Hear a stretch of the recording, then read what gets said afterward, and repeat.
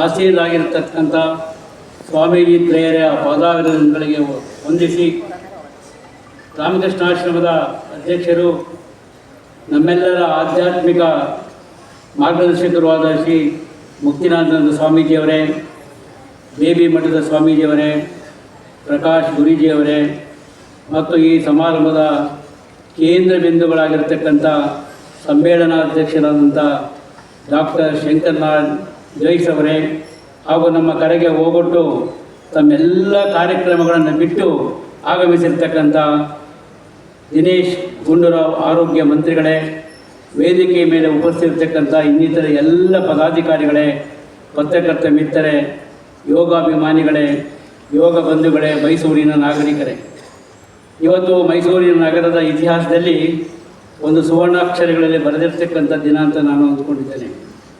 ಮೈಸೂರು ಹಲವಾರು ಪ್ರಥಮಗಳಿಗೆ ಸಾಕ್ಷಿಯಾಗಿದೆ.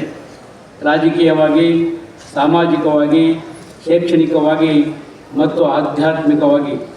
ಇದಕ್ಕೆ ಬಹಳ ಮುಖ್ಯವಾದಂಥ ಕಾರಣ ಈ ಒಂದು ಪ್ರಾಂತ್ಯವನ್ನು ಆಳಿದ ಯದುವಂಶ.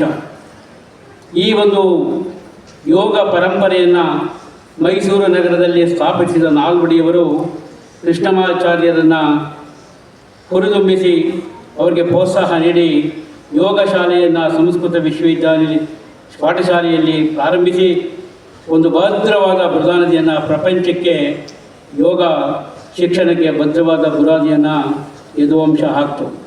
ನಂತರ ಬಂದಂಥ ಪಟ್ಟಾಭಿ ಜೈಶ್ರಾಗ್ಬೋದು ಮಧ್ಯದಲ್ಲಿ ಎಲ್ಲರೂ ಕೂಡ ಮೈಸೂರಿನ ಯೋಗದ ಪರಂಪರೆಯನ್ನು ವಿಶ್ವಾದ್ಯಂತ ತೆಗೆದುಕೊಂಡು ಹೋಗಿ ನಮ್ಮ ಭಾರತ ಸರ್ಕಾರದ ನೆಚ್ಚಿನ ಪ್ರಧಾನಮಂತ್ರಿಗಳು ಈ ಒಂದು ಯೋಗವನ್ನು ಅಂತಾರಾಷ್ಟ್ರೀಯ ಮಟ್ಟಕ್ಕೆ ಕೊಂಡೊಯ್ದು ವಿಶ್ವ ಸಂಸ್ಥೆಯಲ್ಲಿ ಇದು ಯೋಗ ವಿಜ್ಞಾನ ಅಂತಕ್ಕಂಥ ಪರಿಕಲ್ಪನೆಯನ್ನು ಸಾಬೀತು ಮಾಡಿ ಇವತ್ತು ವಿಶ್ವಾದ್ಯಂತ ಯೋಗ ಇದು ಒಂದು ಕಟ್ಟುಕತೆಯಲ್ಲ, ಇದು ಮೈಕೈಯನ್ನು ನುಡಿಯುವಂಥದ್ದಲ್ಲ, ಇದು ಮನುಷ್ಯನ ಸರ್ವಾಂಗೀಣ ಆರೋಗ್ಯಕ್ಕೆ, ಸಕಾರಾತ್ಮಕ ಆರೋಗ್ಯಕ್ಕೆ ನಾಂದಿ ಆಗ್ತಕ್ಕಂಥ ಒಂದು ವೈದ್ಯ ವಿಜ್ಞಾನ ಅಂತಕ್ಕಂಥದ್ದನ್ನು ವಿಶ್ವ ಮಟ್ಟದಲ್ಲಿ ಇವತ್ತು ಎಲ್ಲರೂ ಒಪ್ಪಿಕೊಂಡಿದ್ದಾರೆ.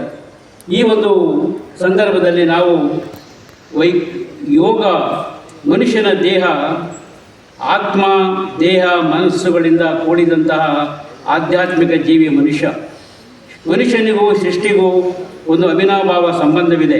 ಯೋಗ ಅಂದರೆ ಕೇವಲ ಮೈಕೈ ಮುರಿಯುವಂಥದ್ದಲ್ಲ. ಇದರಲ್ಲಿ ಕರ್ಮಯೋಗ, ರಾಜಯೋಗ, ಭಕ್ತಿಯೋಗ, ಯೋಗ ಒಂದು ಆಧ್ಯಾತ್ಮಿಕ ಸ್ಥಿತಿಯ ಸಾಧನೆಗೆ ಒಂದು ಜೀವನ ಶೈಲಿ. ಇದು ವೈಜ್ಞಾನಿಕವಾಗಿ ಯೋಗವನ್ನು ವಿಶ್ಲೇಷಣೆ ಮಾಡ್ತಕ್ಕಂಥ ಕೆಲಸ ಆಗಬೇಕು ಅಂಥೇಳಿ ನಾವು ಸುಮಾರು 16 ವರ್ಷಗಳಿಂದ ಆ ಕಾರ್ಯವನ್ನು ಮಾಡ್ಕೊಂಡು ಬರ್ತಾ ಇದ್ದೇವೆ. ಇಡೀ ಪ್ರಪಂಚಕ್ಕೆ ವಿಶ್ವ ಆರೋಗ್ಯ ಸಂಸ್ಥೆ, UN ಎಲ್ಲವೂ ಕೂಡ ಈ ಭೂಮಿಯಲ್ಲಿ ಬಂದಂಥ ಮೊಳಕೆ ಹೊಡೆದು ಇವತ್ತು ಬೆಳೆದಂಥ ಯೋಗವನ್ನು ವೈಜ್ಞಾನಿಕ ದೃಷ್ಟಿಯಲ್ಲಿ ಏನಿವತ್ತು ಆಧುನಿಕ ವೈದ್ಯ ವಿಜ್ಞಾನ ಅದೇ ಶ್ರೇಷ್ಠ ಅಂತಕ್ಕಂಥ ಏನು ನಮ್ಮ ಪ್ರಪಂಚ ಕುಣಿತಾ ಇದೆ, ಅವರಿಗೆ ನಾವು ಇದನ್ನು ಮನವರಿಕೆ ಮಾಡಿಕೊಡ್ತಕ್ಕಂಥ ಒಂದು ಕಾರ್ಯ ಆಗ್ತಾ ಇರೋ ದಿಸೆಯಿಂದ ಇವತ್ತು ವೈದ್ಯ ವಿಜ್ಞಾನದ ಹಲವಾರು ವಿದ್ವಾಂಸರು ಕೂಡ ಇದನ್ನು ಒಪ್ಪಿಕೊಂಡು ಇದು ಒಂದು ವಿಜ್ಞಾನ, ವೈದ್ಯ ವಿಜ್ಞಾನ, ಇದು ಆಧ್ಯಾತ್ಮಿಕ ಆರೋಗ್ಯ ಸಾಧನೆಗೆ ಪ್ರಮುಖವಾದಂಥ ಒಂದು ಜೀವನ ಶೈಲಿ ಅನ್ನೋದನ್ನು ಎಲ್ಲರೂ ಒಪ್ಪಿಕೊಂಡಿದ್ದಾರೆ. ಹಾಗಾಗಿ ಇವತ್ತು ನಾವು ಈ ಸಮ್ಮೇಳನವನ್ನು ಮಾಡಿರ್ತಕ್ಕಂಥ ದೃಷ್ಟಿ ಏನು ಅಂತಂತಂದರೆ, ಯೋಗ ಕೇವಲ ಮೈಮುರಿಯುವಂಥದ್ದಲ್ಲ, ಇದರ ವೈಜ್ಞಾನಿಕ ದೃಷ್ಟಿ ಏನು, ಇದುವರೆಗೆ ಸಂಶೋಧನೆಗಳು ಏನಾಗಿದೆ ಅಂಥೇಳಿ ಸುಮಾರು 7 ಗೋಷ್ಠಿಗಳನ್ನು ನಾವು ನಡೆಸಿದ್ದೇವೆ. ಇದು ಒಂಥರ ವಿಚಾರ ಮಂಥನ. ಇಲ್ಲಿ ಆಯುರ್ವೇದ ವೈದ್ಯರುಗಳು, ಅಲೋಪತಿ ವೈದ್ಯರುಗಳು ಎಲ್ಲರನ್ನೂ ಕೂಡ ಸಮೀಕರಣ ಮಾಡಿ ಪ್ರತಿ ಗೋಷ್ಠಿಯಲ್ಲೂ ಕೂಡ ನಾವು 7 ಗೋಷ್ಠಿಗಳನ್ನು ನಾನು ಆಯೋಜಿಸಿದ್ದೇವೆ. ನೀವೆಲ್ಲರೂ ಕೂಡ ಈ 2 ದಿನ ಈ ಯೋಗ ವಿಜ್ಞಾನದ ರಸದೌತಣವನ್ನು ಊಟ ಮಾಡಬೇಕು, ಯಾರೂ ಹೋಗಬಾರ್ದು. ಎಲ್ಲವೂ ಕೂಡ ಎಲ್ಲ ವ್ಯವಸ್ಥೆಯೂ ಕೂಡ ನಾವು ಮಾಡಿದ್ದೇವೆ. ತಿಂಡಿ, ಆಹಾರ ಎಲ್ಲ ವ್ಯವಸ್ಥೆಯೂ ಕೂಡ ನಾವು ಮಾಡಿದ್ದೇವೆ. ಉದ್ದೇಶ ಇಡೀ ಪ್ರಪಂಚಕ್ಕೆ ಯೋಗದ ವಿಜ್ಞಾನ ಗೊತ್ತಾಗಬೇಕು ಅಂತಕ್ಕಂಥದ್ದು, ಒಂದು ವೈಚಾರಿಕ ನೋಟ ಗೊತ್ತಾಗಬೇಕು ಅಂತಕ್ಕಂಥದ್ದು ಈ ಗೋಷ್ಠಿಗಳನ್ನು ನೀವು ಅಧ್ಯಯನ ಮಾಡಿದವರಿಗೆ ಗೊತ್ತಾಗುತ್ತೆ. ಯೋಗ ಅಂತಕ್ಕಂಥದ್ದು ದೇಹ, ಮನಸ್ಸು, ಆತ್ಮಗಳನ್ನು ಸಮೀಕರಣ ಮಾಡಿ ದೇಹದ ಆಂತರಿಕ ಪರಿಸರವನ್ನು ಸದಾಕಾಲ ಸಂತೋಷದಲ್ಲಿಡ್ತಕ್ಕಂಥ ಒಂದು ವೈಜ್ಞಾನಿಕ ಸಾಧನ ಅಂತಕ್ಕಂಥದ್ದನ್ನು ಇವತ್ತು ಡಾಕ್ಟರ್ ಸೋಮೇಶ್ವರ್ ಅವರು ಅಲೋಪತಿ ವೈದ್ಯರು, ಡಾಕ್ಟರ್ ರಾಜಶೇಖರ್ ರೆಡ್ಡಿ ನಿಮ್ಹ್ಯಾನ್ಸಿನಲ್ಲಿ ದೊಡ್ಡ ನ್ಯೂರೋ ಸರ್ಜನ್ಗಳು, ಮತ್ತು ನಾನು ಒಬ್ಬ ವೈದ್ಯಶಾಸ್ತ್ರ ಪ್ರಾಧ್ಯಾಪಕನಾಗಿ, ನಿವೃತ್ತ ಪ್ರಾಧ್ಯಾಪಕನಾಗಿ ಇದನ್ನು ಕೂಡ ಬಹಳ ಆಳವಾಗಿ ಅಧ್ಯಯನ ಮಾಡಿದ್ದೇನೆ. ಈ ಒಂದು ಆಯುರ್ವೇದ ಮತ್ತು ಅಲೋಪತಿ, ಹೋಮಿಯೋಪತಿ ಎಲ್ಲ ವೈದ್ಯರುಗಳ ಸಮ್ಮಿಲನ ಇವತ್ತು ಈ ಗೋಷ್ಠಿಯಲ್ಲಿ ಆಗಿದೆ. ಈ ಒಂದು ಕಾರ್ಯಕ್ರಮಕ್ಕೆ ನಾವು ನಮ್ಮ ಸುತ್ತೂರು ಮಠ ಮತ್ತು ರಾಮಕೃಷ್ಣಾಶ್ರಮ ನಮಗೆ ಬೆನ್ನೆಲುಬಾಗಿ ನಿಂತು ಈ ಕಾರ್ಯಕ್ರಮವನ್ನು, ಸುತ್ತೂರು ಸ್ವಾಮೀಜಿಗಳು ಅವರು ಊರಿನಲ್ಲಿ ಹೊರದೇಶಕ್ಕೆ ಹೋಗುವುದರಿಂದ ಅವರು ಬರಲಿಕ್ಕೆ ಆಗಿಲ್ಲ. ಆದರೆ ಸುತ್ತೂರು ಸ್ವಾಮಿಗಳು ಮತ್ತು ರಾಮಕೃಷ್ಣಾಶ್ರಮ ನಮ್ಮ ಬೆನ್ನೆಲುಬಿಗೆ ನಿಂತು ಬೆನ್ನು ತೊಟ್ಟಿ ಈ ಕಾರ್ಯಕ್ರಮನ ಯಶಸ್ವಿಯಾಗಿ ಮಾಡಲಿಕ್ಕೆ ಅವರು ಬಹಳ ಸಹಕಾರವನ್ನು, ವೈಜ್ಞಾನಿಕ ಸಹಕಾರ ಮತ್ತೆಲ್ಲ ಸಹಕಾರವನ್ನು ಕೊಟ್ಟಿದ್ದಾರೆ. ನಾನು ರಾಮಕೃಷ್ಣಾಶ್ರಮದ ಸ್ವಾಮೀಜಿಯವರಿಗೆ ಅತ್ಯಂತ ಧನ್ಯವಾದಗಳನ್ನು ಹೇಳ್ತಾ ಒಂದು ಸುಸ್ವಾಗತವನ್ನು ಬಯಸ್ತೇನೆ. ನಮ್ಮ ಈ ಹೊತ್ತಿನ ಸಮ್ಮೇಳನ ಅಧ್ಯಕ್ಷರು ನಿಜವಾದ ಅರ್ಥದಲ್ಲಿ ಯೋಗಿಗಳು, ನಿಜವಾದ ಅರ್ಥದಲ್ಲಿ ಯೋಗ ಸಾಧನೆಯನ್ನು ಮಾಡಿದಂಥವರು ಡಾಕ್ಟರ್ ಶಂಕರನಾರಾಯಣ ಜೋಯ್ಸ್ ಅವರು. ಇವರು ಸಂಸ್ಕೃತ ವಿಶ್ವವಿದ್ಯಾಲಯದಲ್ಲಿ ಪ್ರಾಧ್ಯಾಪಕರಾಗಿ ಯೋಗ ವಿಜ್ಞಾನದಲ್ಲಿ, ಅಷ್ಟಾಂಗ ಯೋಗ ವಿಜ್ಞಾನದಲ್ಲಿ ರಿಸರ್ಚ್ ಸಂಶೋಧನೆಯನ್ನು ಮಾಡ್ತಾ ಇರ್ತಕ್ಕಂಥವರು. ಚಾಮುಂಡಿ ಬೆಟ್ಟಲಿನ ತಪ್ಪಲಿನಲ್ಲಿ ಭಾರತೀಯ ಯೋಗಧಾಮ ಎಂಬ ಒಂದು ಬೃಹತ್ ಸಂಸ್ಥೆಯನ್ನು ಸ್ಥಾಪಿಸಿ ಯಾವ ಪ್ರಚಾರವೂ ಇಲ್ಲದೆ ಮೌನವಾಗಿದ್ದುಕೊಂಡು ನಿಜವಾದ ಯೋಗಿಗಳು, ನಿಜವಾದ ಯೋಗಿ. ನಾವು ಕರ್ನಾಟಕದಲ್ಲಿ ಸಿದ್ದೇಶ್ವರ ಸ್ವಾಮೀಜಿಯವರನ್ನು, ದಿವಂಗತ ಸಿದ್ದೇಶ್ವರ ಸ್ವಾಮೀಜಿಯವರನ್ನು ಆಧ್ಯಾತ್ಮಿಕ ನಾಯಕರು ಅಂತ ನಾವು ಹೇಳ್ತೇವೆ. ಅದೇ ಸಾಲಿನಲ್ಲಿ ಇರ್ತಕ್ಕಂಥವರು ಡಾಕ್ಟರ್ ಶಂಕರನಾರಾಯಣ ಜೋಯ್ಸ್ ಅವರು. ಇವರ ಯೋಗಧಾಮದಲ್ಲಿ ಸುಮಾರು 30 ಜನ ವಿದ್ಯಾರ್ಥಿಗಳು, ಇಂಜಿನಿಯರ್ಗಳು ಯೋಗದ ಬಗ್ಗೆ, ನಮ್ಮ ಪ್ರಾಚೀನ ವೇದ ಉಪನಿಷತ್ತುಗಳಿರ್ತಕ್ಕಂಥ ವೇದವನ್ನು ವೈಜ್ಞಾನಿಕವಾಗಿ ಸಂಶೋಧನೆ ಮಾಡ್ತಕ್ಕಂಥ ಕೆಲಸವನ್ನು ಮಾಡ್ತಾ ಇದ್ದಾರೆ. ಅವರೇ ಈ ಒಂದು ಸಮ್ಮೇಳನಾಧ್ಯಕ್ಷರಿಗೆ ಸೂಕ್ತ ಅಂತೇಳಿ ತೀರ್ಮಾನ ಮಾಡಿದಾಗ ಅವರು ಒಪ್ಕೊಂಡಿರಲಿಲ್ಲ. ಬೇಡ, ನನಗೆ ಯಾವ ಪ್ರಚಾರನೂ ಬೇಡ, ಇಲ್ಲ ನೀವು ಮಾಡ್ತಿರ್ತಕ್ಕಂಥ ಸಂಶೋಧನೆ ಇಡೀ ಪ್ರಪಂಚಕ್ಕೆ ಗೊತ್ತಾಗಬೇಕು ಅಂತೇಳಿ ನಾವೆಲ್ಲ ಹೋಗಿ ಕೇಳಿಕೊಂಡಾಗ ಅವರು ಒಪ್ಪಿ ಆಗಮಿಸಿದ್ದಾರೆ. ರಾಜೀವ್ ಅವರು ಅವರನ್ನು ಒಪ್ಪಿಸೋದ್ರಲ್ಲಿ ಭಾಳ ಪ್ರಮುಖ ಪಾತ್ರವನ್ನು ವಹಿಸಿದ್ದಾರೆ. ನಾನು ಅವರಿಗೆ ಪೂರ್ವಕವಾದಂಥ ಸ್ವಾಗತವನ್ನು ಸಮ್ಮೇಳನಾಧ್ಯಕ್ಷರಿಗೆ ಬಯಸ್ತೇನೆ.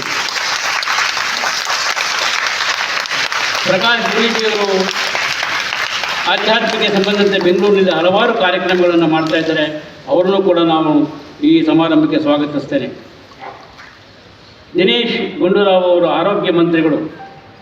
ಅವರ ತಂದೆ ನನಗೆ ಚಿರಪರಿಚಿತರು ಗುಂಡೂರಾವ್ ಅವರು.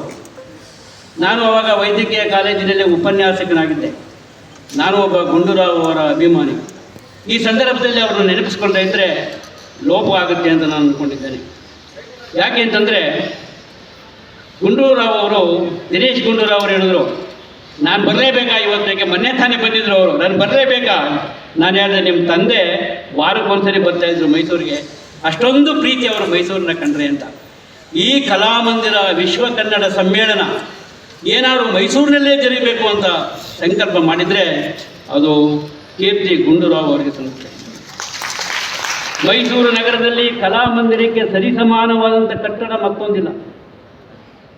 ಸಾಹಿತ್ಯ, ಸಂಸ್ಕೃತಿ, ಕಲೆಗಳ ತವರೂರು ಆದಂಥ ಮೈಸೂರಿನಲ್ಲಿ ಕಾರ್ಯಕ್ರಮಗಳನ್ನು ಮಾಡಲಿಕ್ಕೆ ವಿಶ್ವ ಕನ್ನಡ ಸಮ್ಮೇಳನದ ಅಂಗವಾಗಿ ಇದಕ್ಕೆ ಭದ್ರವಾದಂಥ ಬುನಾದಿ ಹಾಕಿದಂಥವರು ಗುಂಡೂರಾವ್ ಅವರು. ಈ ಕಲಾಮಂದಿರದ ಕಟ್ಟಡ ನಿರ್ಮಾಣ ಆಗಲಿಕ್ಕೆ ಅವರು ಪ್ರಮುಖವಾದಂಥ ಕಾರಣಕರ್ತರು. ಬಡ್ಜೆಟ್ಟಲ್ಲಿ ದುಡ್ಡನ್ನು ಕೊಟ್ಟರು, ಶಂಕುಸ್ಥಾಪನೆಯನ್ನು ಹಾಕಿದ್ರು. ಇನ್ನೊಂದು ಗೊತ್ತೇ ನಿಮಗೆ, ಮೈಸೂರಿಗೆ ಬಂದಾಗಲೆಲ್ಲವೂ ಕೂಡ ಈ ಕಾರ್ಯಕ್ರಮದ ಪರಿವೀಕ್ಷಣೆಯನ್ನು ಅವರೇ ಮಾಡ್ತಾಯಿದ್ರು. ಅದು ದಿನೇಶ್ ಅವ್ರಿಗೆ ಗೊತ್ತಿದೆಯೋ ಗೊತ್ತಿಲ್ಲ, ಅವರೇ ಬಂದು 15 ಸರಿ ಮೈಸೂರಿಗೆ ಬರೋರು. ಆಮೇಲೆ ಇನ್ನೊಂದು ಭಾಳ ಗುಂಡೂರಾವ್ರನ್ನ ನಾನು ಯಾಕೆ ಸ್ಮರಿಸ್ತೀನಿ ನನ್ನ ವೈದ್ಯರಾಗಿ ಅಂತಂದರೆ, ಅವರು ಮುಖ್ಯಮಂತ್ರಿ ಆಗಿದ್ದಂಥ ಸಂದರ್ಭದಲ್ಲಿ 4 ಸರ್ಕಾರಿ ಮೆಡಿಕಲ್ ಕಾಲೇಜು, ಇನ್ನು 4 ಖಾಸಗಿ ಮೆಡಿಕಲ್ ಕಾಲೇಜ್ ಬಿಟ್ಟರೆ 8 ಮೆಡಿಕಲ್ ಕಾಲೇಜ್ ಬಿಟ್ಟರೆ ಮೆಡಿಕಲ್ ಕಾಲೇಜ್ಗಳೇ ಇರಲಿಲ್ಲ. ಕೆಂಪೇಗೌಡ ಮಹಾವಿದ್ಯಾಲಯಕ್ಕೆ ಹೋಗ್ತಾರೆ ಸಮಾರಂಭಕ್ಕೆ. ಅಲ್ಲಿ ಹೇಳ್ತಾರೆ, ನಿಮ್ಮ ಸಂಘ ಆರ್ಥಿಕವಾಗಿ ಸದೃಢವಾಗಿದೆ, ನಾನು ಮೆಡಿಕಲ್ ಕಾಲೇಜ್ ಕೊಡ್ತೀನಿ ನಿಮಗೆ ಮಾಡಿ ಅಂತ ಹೇಳಿ ಖಾಸಗಿ ಕ್ಷೇತ್ರಕ್ಕೆ ಮೆಡಿಕಲ್ ಕಾಲೇಜನ್ನು ಡೋರನ್ನು ಓಪನ್ ಮಾಡುವಂಥ ಮಹಾನುಭಾವ ಯಾರು ಇದ್ದರೆ ಕರ್ನಾಟಕದಲ್ಲಿ ಅದು ಗುಂಡೂರಾವ್.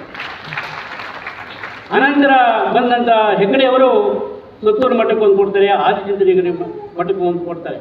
ಅನಂತರ ಸಿದ್ದರಾಮಯ್ಯನವರು ಮುಖ್ಯಮಂತ್ರಿ ಆಗಿದ್ದಾಗ ಜಿಲ್ಲೆಗೊಂದು ಮೆಡಿಕಲ್ ಕಾಲೇಜ್, ಅಂದರೆ ಸರ್ಕಾರವೇ ಮೆಡಿಕಲ್ ಕಾಲೇಜ್ ನಡೆಸಬೇಕು ಅಂತ ಏನು ಒಂದು ಅಘೋಷಿತವಾದಂಥ ಒಂದು ಕಾನೂನಿತ್ತು, ಅದನ್ನು ಮುರಿದಂಥವರು ಗುಂಡೂರಾವ್ ಅವರು.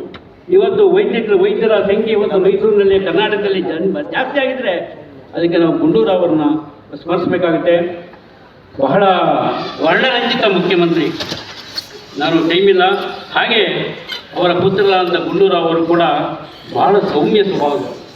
ನನಗೆ ಅವ್ರಿಗೆ ಅತಿ ಹೆಚ್ಚು ಪರಿಚಯ ಇಲ್ಲ. ಗುಂಡೂರಾವ್ ಅವರು ನನಗೆ ವೈಯಕ್ತಿಕವಾಗಿ ಡಾಕ್ಟರ್ ಸಿದ್ದರಾಜ್ ಅಂತ ಇದ್ದರು, ನನಗೆ ಆದ್ಮೇಲೆ ಅವ್ರನ್ನ ಕರ್ಕೊಂಡು ಪರಿಚಯ ಮಾಡಿದ್ರು.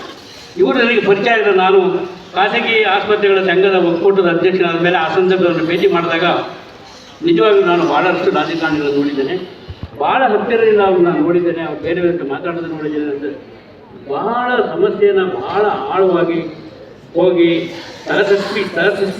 ತಲಸ್ಪರ್ಶಿಯಾಗಿ ಅಧ್ಯಯನ ಮಾಡಿ ಯಾವ ಭೇದವನ್ನು ಎಲ್ಲರೂ ಕೂಡ ನಾನು ಹೋದರೆ ಒಂದು 10 ನಿಮಿಷ ಅವ್ರನ್ನ ಭೇಟಿ ಮಾಡಿ ನಾನು ನೋಡ್ತೀನಿ ಯಾರ್ಯಾರ ಜೊತೆ ಹೆಂಗೆ ಇವರು ಬಿಹೇವ್ ಮಾಡ್ತಾರೆ ಅಂತ. ಅಪರೂಪದ ರಾಜಕಾರಣಿ, 2 ಬಾರಿ ಸಚಿವರಾದರೂ ಕೂಡ ಯಾವುದೇ ಒಂದು ಆರೋಪ ಇಲ್ಲದೇ ನಿಷ್ಕಳಂಕವಾದಂತಹ, ಸತತವಾಗಿ 5-6 ಬಾರಿ ಬೆಂಗಳೂರಂತಹ ಅವರ ಸಮಾಜ ಏನಿಲ್ಲ ಅಲ್ಲಿ ಗೆದ್ದು ಬಂದೇ ಇರ್ತಕ್ಕಂಥ ಗುಂಡೂರಾವ್ ಅವರು ಕೂಡ ಮುಂದೊಂದು ದಿನ ಈ ರಾಜ್ಯದ ಮುಖ್ಯಮಂತ್ರಿ ಆಗಲಿ ಅನ್ನೋದು ನಮ್ಮ ಆಸೆ. ಇನ್ನೊಂದು ಮನವಿಯನ್ನು ಸರ್ಕಾರಕ್ಕೆ ಈ ವೇದಿಕೆಯಿಂದ ಮಾಡ್ತೀನಿ ನಾನು. ಗುಂಡೂರಾವ್ ಅವರ ಪ್ರತಿಮೆ ಕಲಾಮಂದಿರದ ಮುಂದೆ ಆಗಬೇಕು. ನೀವು ಸ್ವಾರ್ಥ ಅಂತ ತಿಳ್ಕೊಬೇಡಿ, ನಮ್ಮ ತಂದೆಯವರು ಕೇಳ್ತಾವ್ರೆ ಅಂತ ತಿಳ್ಕೊಬೇಡಿ. ನೀವು ಸರ್ಕಾರದ ಮೇಲೆ ಒತ್ತಡವನ್ನು ಹಾಕಬೇಕು. ಅವು ಈ ಡಿಸರ್ವ್ಸ್ ಈ ಕಲಾಮಂದಿರ ಅಂದರೆ ಇವತ್ತು ಮೈಸೂರು ನಗರ ಜನತೆ ಮಾತಾಡೋದು ಗುಂಡೂರಾವ್. ಸೊ ಅಂತ ಹೇಳಿದ್ರೆ ನಾನು ಅವ್ರನ್ನೂ ಕೂಡ ಭಾಳ ಆತ್ಮೀಯವಾಗಿ ಸ್ವಾಗತಿಸ್ತೇನೆ ಈ ಸಮಾರಂಭಕ್ಕೆ. ಈ ಸಮಾರಂಭಕ್ಕೆ ಆಗಮಿಸಿರ್ತಕ್ಕಂಥ ಶಾಸಕರಾದಂಥ ಹರೀಶ್ ಗೌಡರು ನಮ್ಮ ಕಾರ್ಯಕ್ರಮಕ್ಕೆ ಬಹಳ ಉತ್ತೇಜನವನ್ನು ಮಾಡಿದ್ದಾರೆ. ಅವರು ಕೂಡ ನಾನು ಸ್ವಾಗತವನ್ನು ಬಯಸ್ತೇನೆ. ಡಾಕ್ಟರ್ ತಿಮ್ಮಯ್ಯನವರು ನಮಗೆ ಆತ್ಮೀಯ ಮಿತ್ರರು, ವೈದ್ಯಕೀಯ ಕ್ಷೇತ್ರದಲ್ಲಿ ಇದ್ದಂಥವರು, ಅವರು ನಿರ್ದೇಶಕರಾಗಿದ್ದಂಥವರು. ರಾಜಕೀಯ ಅಧಿಕಾರ ಬಹಳ ಮುಖ್ಯ. ಯಾವುದೇ ಇವತ್ತು ಪ್ರಜಾಪ್ರಭುತ್ವ ವ್ಯವಸ್ಥೆಯಲ್ಲಿ ಏನಾದ್ರು ಮಾಡಬೇಕು ಅಂದರೆ ರಾಜಕೀಯ ಬಹಳ ಮುಖ್ಯ, ರಾಜಕೀಯ ಅಧಿಕಾರ ಬಹಳ ಮುಖ್ಯ. ಹಾಗಾಗಿ ಡಾಕ್ಟರ್ ತಿಮ್ಮಯ್ಯನವರು MLC ಒಳಗಾಗಿ ನಮ್ಮ ಆರೋಗ್ಯ ಕ್ಷೇತ್ರವನ್ನು ಪ್ರತಿನಿಧಿಸ್ತಕ್ಕಂಥ ಒಂದು ಪುಣ್ಯವನ್ನು ಅವರು ಪಡ್ಕೊಂಡಿದ್ದಾರೆ. ನನಗೆ ಬಹಳ ಅತ್ಯಂತ ಆತ್ಮೀಯ ಮಿತ್ರರು. ನಾನು ಅವರು ಹಲವಾರು ಸರಿ ಆರೋಗ್ಯ ಕ್ಷೇತ್ರ ಸಮಸ್ಯೆಗಳನ್ನು ಚರ್ಚಿಸಿ ನೀವು ಇಂಥ ವಿಷಯಗಳನ್ನೆಲ್ಲ ಪ್ರಸ್ತಾಪ ಮಾಡಬೇಕು ಅಂತ ಹೇಳ್ತಾ ಇರ್ತೇನೆ. ಅವರು ಕೂಡ ಅತ್ಯಂತ ಹಾರ್ದಿಕವಾದ ಸ್ವಾಗತವನ್ನು ಬಯಸ್ತೇನೆ. ಪತ್ರಕರ್ತ ಕ್ಷೇತ್ರದಲ್ಲಿ ಬಹಳ ದೊಡ್ಡ ಹೆಸರನ್ನು ಮಾಡಿರ್ತಕ್ಕಂಥ ಪ್ರಾಮಾಣಿಕವಾದಂತಹ ಕಾರ್ಯನಿರತ ಪತ್ರಕರ್ತರಂಥ ನಮ್ಮ ಅಂಬಿ ಪ್ರಸನ್ನಕುಮಾರ್ ಅವರು ಯೋಗಾಸನದ ಚಿತ್ರಗಳ ಕಾರ್ಯಾಲಯವನ್ನು ಮಾಡಿದ್ದಾರೆ. ಸ್ವತಃ ನಮ್ಮ ಅಂಬಿ ಅವರು ಲೇಖಕರು. ಮೈಸೂರು ನಗರದಲ್ಲಿ ಲೇಖನವನ್ನು ಬರೀತಕ್ಕಂಥ, ಸಂಪಾದಕೀಯವನ್ನು ಬರತಕ್ಕಂಥ ಕೆಲವು ಪತ್ರಕರ್ತರಲ್ಲಿ ಅಂಬಿ ಪ್ರಸನ್ನವರು ಒಬ್ಬರು. ಹಲವಾರು ಪುಸ್ತಕಗಳನ್ನು ಬರೆದಿದ್ದಾರೆ. ಅವರನ್ನು ಕೂಡ ನಾನು ಈ ಸಮಾರಂಭಕ್ಕೆ ಸ್ವಾಗತವನ್ನು ಬಯಸ್ತೇನೆ. ಮೈಸೂರು ನಗರದಲ್ಲಿ ಜಿಲ್ಲಾ ಸಾಹಿತ್ಯ ಪರಿಷತ್ ಅಧ್ಯಕ್ಷರಾದ ಮುಂಟಿ ಕೆರೆಯವರಿದ್ದಾರೆ. ಅವ್ರಿಗೂ ಕೂಡ ಸ್ವಾಗತವನ್ನು ಬಯಸ್ತೇನೆ. ಸ್ವಾಮೀಜಿಯವರು, ತ್ರಿನೇತ್ರ ಸ್ವಾಮೀಜಿಯವರು, ಬೇಬಿ ಮಠದ ಸ್ವಾಮೀಜಿಯವರು ಕೂಡ ಈ ಕಾರ್ಯಕ್ರಮದಲ್ಲಿ ಆಗಮಿಸಿದ್ದಾರೆ. ಅವರೆಲ್ಲರೂ ಕೂಡ ನಾನು ಸ್ವಾಗತವನ್ನು ಬಯಸ್ತೇನೆ. ಮಾನ್ಯ ಆರೋಗ್ಯ ಮಂತ್ರಿಗಳಲ್ಲಿದ್ದಾರೆ. ಅವರಿಗೆ ಒಂದು ಮಾತನ್ನು, ಸಲಹೆಯನ್ನು ಹೇಳಿ ನನ್ನ ಮಾತನ್ನು ಮುಗಿಸ್ತೇನೆ. ಇವತ್ತು ಅಲೋಪತಿ ಮತ್ತು ಆಯುರ್ವೇದ ಇವೆರಡು ವಿರುದ್ಧ ದಿಕ್ಕಿನಲ್ಲೇ ಹೋಗ್ತಾ ಇದ್ದಾರೆ. ಅಲೋಪತಿ ವೈದ್ಯರು ಏನು ತಿಳ್ಕೊಂಡಿದ್ದಾರೆ ಅಂದರೆ ಆಯುರ್ವೇದದಲ್ಲಿ ಏನು ಅದು ಬರೀ ಗುಳಿಗೆ ಅಂತ ತಿಳ್ಕೊಂಡಿದ್ದಾರೆ. ಇವೆರಡೂ ವಿಜ್ಞಾನವನ್ನು ಸಮೀಕರಣ ಆಗಬೇಕಾಗಿದೆ. ಅಲೋಪತಿ ಮತ್ತು ಆಯುರ್ವೇದ ವಿಜ್ಞಾನಗಳ ಎರಡವನ್ನೂ ಕೂಡ ಸಮೀಕರಣ ಮಾಡಿ ವೈಜ್ಞಾನಿಕವಾಗಿ ಒಂದು ಸಮಗ್ರ ದೃಷ್ಟಿಕೋನದ ಕಾಯಿಲೆ ಬಂದಾಗ ಮಾತ್ರ ಅಲೋಪತಿ ನಿಜ. ಆದರೆ ಕಾಯಿಲೆ ಬರದೇ ಇದ್ದಂಗೆ ಮಾಡಬೇಕು ಅಂದರೆ ಯೋಗ ಮತ್ತು ಆಯುರ್ವೇದ ಪಾಸಿಟಿವ್ ಹೆಲ್ತ್ಗೆ. ಹಾಗಾಗಿ ಇವೆರಡನ್ನೂ ಕೂಡ ಸಮೀಕರಣ ಮಾಡತಕ್ಕಂಥ ಒಂದು ಪಾಲಿಸಿ ಬರಬೇಕಾಗಿದೆ. ಅದಕ್ಕೆ ಮಾನ್ಯ ಆರೋಗ್ಯ ಮಂತ್ರಿಗಳು ಈ ಬಗ್ಗೆ ಸ್ವಲ್ಪ ಚಿಂತನೆ ಮಾಡಿ ಅಲೋಪತಿ ಆಸ್ಪತ್ರೆಗಳಲ್ಲಿ ಆಯುರ್ವೇದ ಇವೆರಡನ್ನೂ ಕೂಡ ಒಂದು ರಾಜ್ಯ ಮಟ್ಟದಲ್ಲಿ, ಇದು ಕೇಂದ್ರ ಮಟ್ಟದಲ್ಲಿ ಆಗಬೇಕಾದ್ರೂ ಕೂಡ ರಾಜ್ಯ ಮಟ್ಟದಲ್ಲಿ ಆಯುರ್ವೇದ ತಜ್ಞರು, ಅಲೋಪತಿ ತಜ್ಞರು ಇಬ್ಬರನ್ನೂ ಕೂಡ ಒಗ್ಗೂಡಿಸಿ ಒಂದು ಸಮಗ್ರ ದೃಷ್ಟಿಕೋನದ ಒಂದು ವೈದ್ಯ ಪದ್ಧತಿಯನ್ನು ಮಾಡಲು ಅತ್ಯವಶ್ಯಕ ಅಂಥೇಳಿ ನಾನು ಅಲೋಪತಿ ವೈದ್ಯಶಾಸ್ತ್ರದ ಪ್ರಾಧ್ಯಾಪಕರಾಗಿ ಮಾತನ್ನು ಹೇಳ್ತಾ ಇದ್ದೇನೆ. ನಾನು ಸುಮ್ಮನೆ ಹೇಳ್ತಾ ಇಲ್ಲ, ಅಧ್ಯಯನ ಮಾಡಿ ಹೇಳ್ತಾ ಇದ್ದೇನೆ. ನಮ್ಮ ಮಂಜೇಗೌಡರು MLC ಅವರು ನಮಗೆ ಭಾಳ ಆತ್ಮೀಯರು, ಮರ್ತೋಗ್ತಾರೆ. ನಮಗೆ ಭಾಳ ಆತ್ಮೀಯರು, ನಮ್ಮೆಲ್ಲ ಕಾರ್ಯಕ್ರಮಗಳಲ್ಲೂ ಕೂಡ ನಮಗೆ ಬೆನ್ನೆಲುಬಾಗಿ ನಿಂತಂಥವರು. ಅವರು ಕೂಡ ಈ ಸಮಾರಂಭಕ್ಕೆ ಆಗಮಿಸಿದ್ದಾರೆ. ಇವತ್ತು ಕರ್ನಾಟಕ ರಾಜ್ಯದ ವಿವಿಧ ಭಾಗಗಳಿಂದ ಸುಮಾರು 200 ಜನ ಶಿಕ್ಷಕರು, ಶಿಕ್ಷಕರು, ಇದು ಶಿಕ್ಷಕರ ಒಕ್ಕೂಟ, ಯೋಗ ಶಿಕ್ಷಕರ ಒಕ್ಕೂಟದಿಂದ ನಡೀತಾ ಇದೆ. ವೈದ್ಯ ವಿದ್ಯಾರ್ಥಿಗಳು ಬಂದಿದ್ದೀರಿ ಮತ್ತು ಸಾರ್ವಜನಿಕರು ಬಂದಿದ್ದೀರಿ. ನಿಮ್ಮೆಲ್ಲರಿಗೂ ಕೂಡ ನಾನು ಹೃತ್ಪೂರ್ವಕವಾದ ಸ್ವಾಗತವನ್ನು ಬಯಸ್ತೇನೆ. ನಾನು ಅತ್ಯಂತ ಕಳಕಳಿ ವಿನಂತಿಯನ್ನು ಮಾಡ್ತೇನೆ. ಕೇವಲ ಉದ್ಘಾಟ ಭಾಷಣವನ್ನು ಕೇಳ್ಕೊಂಡು ದಯವಿಟ್ಟು ಯಾರು ಹೋಗಬಾರ್ದು. ಗೋಷ್ಠಿಗಳಲ್ಲಿ ನೀವು ಭಾಗವಹಿಸಬೇಕು. ವಿದ್ಯಾರ್ಥಿಗಳು ಗೋಷ್ಠಿಗಳಲ್ಲಿ ಭಾಗವಹಿಸಿ ಭಾಳ ಉಪಯುಕ್ತವಾದಂಥ, ನನಗೆ ಜೊತೆಗೆ ಕರ್ನಾಟಕ ರಾಜ್ಯ ಮಟ್ಟದಲ್ಲಿ ಇಂತಹ ಒಂದು ವೈಜ್ಞಾನಿಕ ಯೋಗ ಸಮ್ಮೇಳನ ನಡೆದಿಲ್ಲ. ಆ ರೀತಿಯ ಗೋಷ್ಠಿಗಳನ್ನು ನಾವು ಆಯೋಜಿಸಿದ್ದೇವೆ. ಮಾನ್ಯ ವಿದ್ಯಾರ್ಥಿಗಳು, ಆಯುರ್ವೇದ ವಿದ್ಯಾರ್ಥಿಗಳಿದ್ದೀರಿ, ಮೆಡಿಕಲ್ ಕಾಲೇಜ್ ವಿದ್ಯಾರ್ಥಿಗಳಿದ್ದೀರಿ, ಹೋಮಿಯೋಪತಿ ಫಾರ್ಮಸಿ ಕಾಲೇಜ್ ವಿದ್ಯಾರ್ಥಿಗಳು, ಇವರೆಲ್ಲರಿಗೂ ಕೂಡ ನೀವು ಇಲ್ಲಿದ್ದು ಈ ಗೋಷ್ಠಿಗಳು ಉಪಯೋಗ ಪಡಬೇಕು. ರಾಜೀವ್ ಅವರು ಪರಿಸರದ ಬಗ್ಗೆ ಅವರು ಮಾಡ್ತಾ ಇರ್ತಕ್ಕಂಥ ಅನನ್ಯ ಸೇವೆ ನಿಜವಾಗಿಯೂ ಕೂಡ ಅದು ಅವರ್ಣನೀಯ. ಸುಮಾರು ತಮ್ಮದೇ ಆದಂತಹ ಒಂದು ನರ್ಸರಿಯನ್ನು ಸ್ಥಾಪಿಸಿ ಲಕ್ಷ ಗಿಡಗಳನ್ನು ಪುಕ್ಕಟ್ಟೆಯಾಗಿ ಹಂಚುತ್ತಾ ಇದ್ದಾರೆ. ಇದರಲ್ಲಿ ಯಾವ ರಾಜಕೀಯ ಇಲ್ಲ. ಇದು ನಿಸ್ವಾರ್ಥವಾಗಿ ಮನುಷ್ಯ ಒಂದು ಯೋಗವನ್ನು ಭಾಳ ಅರ್ಥ ಮಾಡ್ಕೊಂಡ್ಮೇಲೆ ಇದು ಒಂದು ತ್ಯಾಗ ಸುಖ. ಇವರಿಗೆ ಈ ರೀತಿಯ ಒಂದು ತ್ಯಾಗ ಮಾಡೋದ್ರಿಂದಲೇ ಸಂತೋಷ ಪಡ್ತಕ್ಕಂಥ ಪ್ರವೃತ್ತಿ ರಾಜೀವ್ ಅವರು ಕೂಡ ನಮ್ಮ ಈ ಸಮಿತಿಯಲ್ಲಿ ಇದ್ದುಕೊಂಡು ನಮಗೆ ಬಹಳ ಅನಂತು ಅವರು ಈ ಕಾರ್ಯಕ್ರಮದ ಪೂರ್ಣ ರೂವಾರಿಯನ್ನು ತೆಗೆದುಕೊಂಡು ಸಂಘಟನೆ ಮಾಡಿ ನಮ್ಮ ಮೂರ್ತಿಯವರ ಕಾರಿಗೆ ಎಲ್ಲ ಪದಾಧಿಕಾರಿಗಳಲ್ಲಿ ಇದ್ದೀರಿ. ಮತ್ತು ಸಾರ್ವಜನಿಕರು, ನಾನು ಇನ್ನು ಹೆಚ್ಚು ಮಾತಾಡಲಿಕ್ಕೆ ಇಷ್ಟಪಡಲ್ಲ. ಇದರ ಮಾತನ್ನು ನಾನು ಮುಗಿಸ್ತೇನೆ.